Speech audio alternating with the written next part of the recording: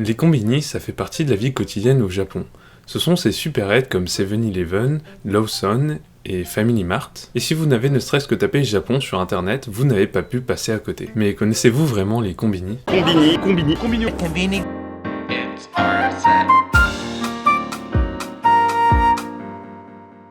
Je me suis demandé d'où venaient les combini et pourquoi est-ce qu'il y avait autant d'engouement autour de ces derniers. Et c'était pas forcément des questions faciles à répondre, parce qu'on nous cache la vérité. Mais laissez-moi vous raconter l'histoire du combini. Combini, c'est un mot japonais qui vient de l'anglais convenience store, abrégé en combini. C'est assez courant dans la langue japonaise d'abréger les mots comme ça. Mais si le mot vient de l'anglais, ça veut dire qu'aussi fascinant que soient les combini japonais, ce n'est pas au Japon qu'a été inventé le convenience store. En effet, l'invention du convenience store, elle remonte à il y a presque 100 ans, et le premier convenience store de l'histoire est apparu à Dallas, au Texas. En 1927, une échoppe de la Southland Ice Company s'est mis à vendre du lait, du pain et des œufs. Et comme contrairement aux autres magasins de l'époque, ils étaient déjà ouverts 16 heures par jour, absolument tous les jours, le convenience store est né. Mais les supérettes ouvertes 7 jours sur 7 et 24 heures sur 24 ne feront leur apparition qu'en 1963, parce que des clients qui regardaient un match de football ont refusé de sortir du magasin, et il est donc resté ouvert toute la nuit. Et c'est donc après cet incident que des magasins à travers tout le pays ont commencé à ouvrir 24 heures sur 24. Et d'ailleurs, ces convenience stores avaient pris le nom de 7-Eleven depuis 1946. Et le nom 7-Eleven venait à l'époque des horaires d'ouverture qui étaient de 7h du matin à 11h du soir.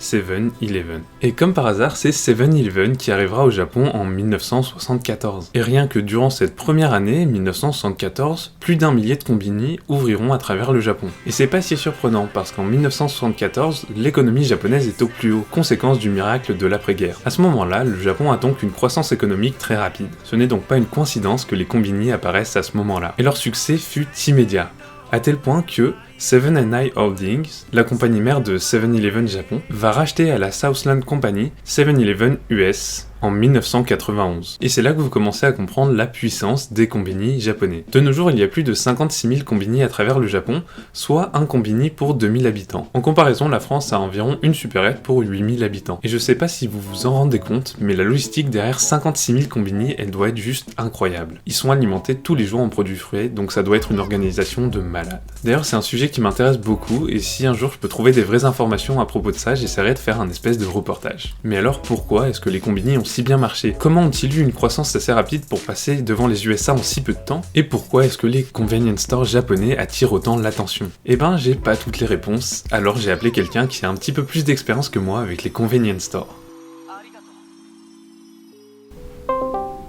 Hey, I'm Roman. I'm from America, and I'm here to tell you about American convenience stores.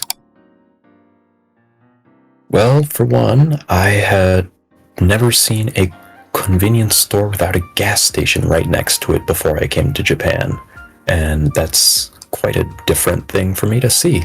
Here, the convenience stores, or konbinis as they're called, and gas stations are completely separate, and I thought that was pretty interesting. Also, the convenience stores here feel a bit safer in a way, a bit less weird to be in after 10 p.m.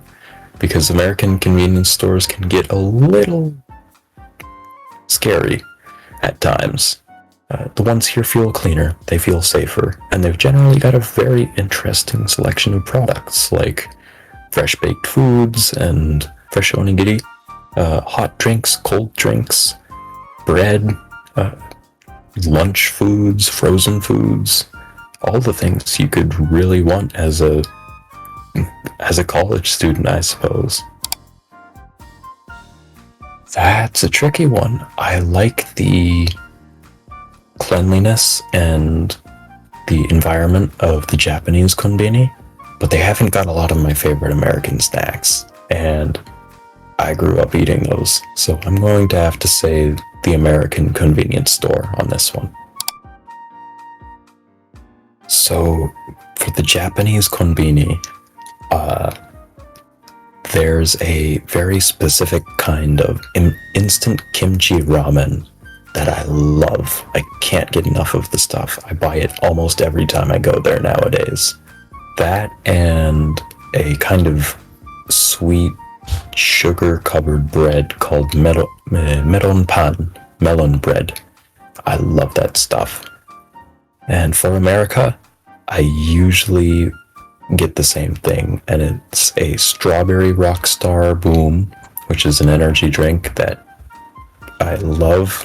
They are extremely sweet, and I can only drink them once a week or so, and a bag of Funyuns, and that is what I like to get at the American convenience store. Et voilà, les combinis, c'est vraiment quelque chose à part, rien à voir avec nos supérettes en France, et quand même un niveau au-dessus de ce qu'il y a aux États-Unis. C'est pour ça qu'on peut parler d'une véritable culture du combini. En effet, pas mal de gens s'accordent à dire que les combini font partie de la culture japonaise. Ou même, je cite, Combini are a different word altogether. Et pour cause, les combini, c'est littéralement pouvoir acheter n'importe quoi, n'importe quand et n'importe où. Je le disais tout à l'heure, il y a un combini pour 2000 habitants, ce qui veut dire qu'à peu près n'importe où, dans le Japon, tu peux pas faire 500 mètres sans trouver un combini. Et ça marche pour les petites villes, mais aussi pour la campagne. Littéralement, au milieu de nulle part, il y a des combini. Et je trouve ça complètement fou. Et les combini, ils sont ouverts 7 jours sur 7, 24 heures sur 24, pas de jours fériés, pas de vacances.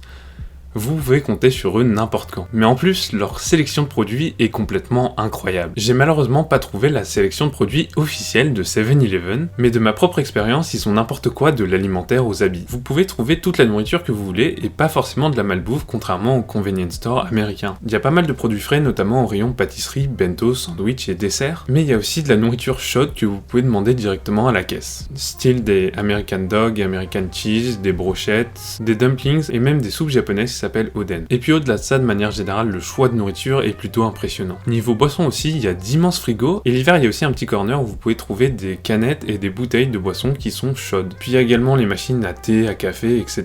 Et puis il y a de quoi préparer ces nouilles instantanées. Il y a des bouilleurs qui sont à disposition, et ça c'est quand même vachement pratique. Quand vous achetez un truc à réchauffer au micro-ondes par exemple, ils vous demanderont si vous voulez qu'ils le réchauffent pour vous. Entre les produits frais, les trucs à réchauffer et le choix de boissons impressionnant, vous pouvez largement vous faire des repas en faisant juste vos courses dans un combini. Et ça, à n'importe quelle heure de la journée ou de la nuit. Je pense que c'est un des trucs qui me manquera le plus quand je vais revenir en France. Il y a aussi plein de cosmétiques, shampoings, maquillage, etc.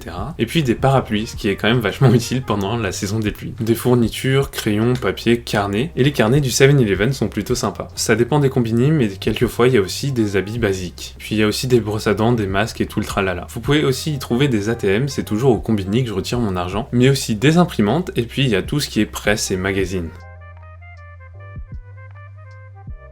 Au-delà de la large sélection de produits et du fait qu'il y ait des combini partout, je pense que la raison pour laquelle ça fascine autant d'étrangers, c'est aussi pour les produits japonais qui sont plutôt singuliers. Et ça, dans la plupart des cas, ce n'est pas propre aux combini. Mais du coup, on peut se poser la question, quelle place occupent les combini dans la vie des Japonais? はい、私は田口一生です。英語と同じ学校に通っています。Maybe, probably the, なんだろうな、small supermarket, probably anything about the food, so they can get a おにぎり or the pan or the snack or なんだろうね ice or the book.